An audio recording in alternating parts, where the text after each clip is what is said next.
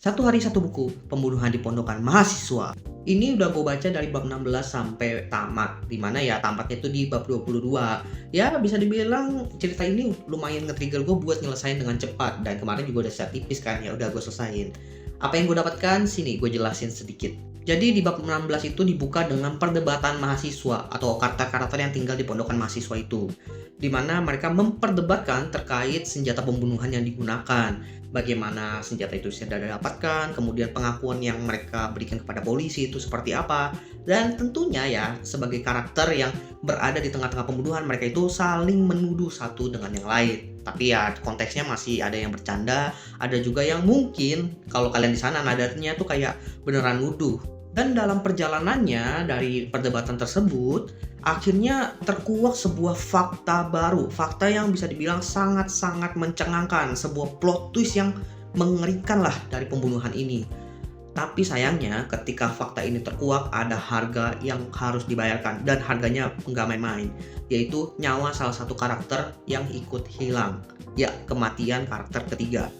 Karena ini sudah menuju akhir cerita ya, tentunya ya para polisi akhirnya beraksi. Mereka mulai mencari clue-clue terakhir terkait kasus-kasus pembunuhan yang terjadi.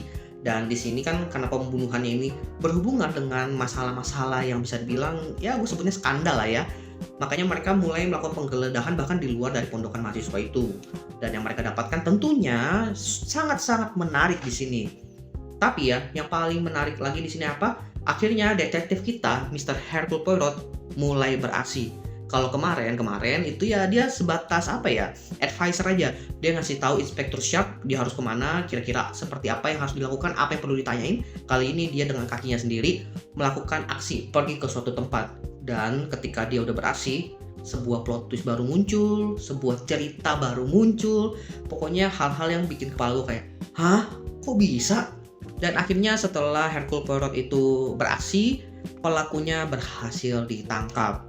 Dan balik lagi, kita akhirnya dihadapkan dengan ending yang bisa dibilang tidak fokus kepada detektif kita, tapi fokusnya kepada kondisi terakhir para mahasiswa yang tinggal di sana. Ya bisa dibilang karakter-karakter yang tersisa lah.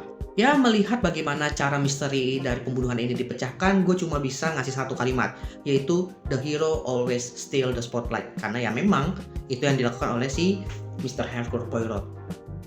Akhirnya gue berhasil menyelesaikan buku pembunuhan di pondokan mahasiswa ini. Ya sebuah cerita yang bisa dibilang cukup mencengangkan buat gue. Untuk review panjangnya nanti akan gue segera buat dan akan gue taruh di channel YouTube gue Cerita Winky. Oleh karena itu stay tune untuk update berkala dari akun gue. Oleh karena itu jangan lupa follow, like, dan share.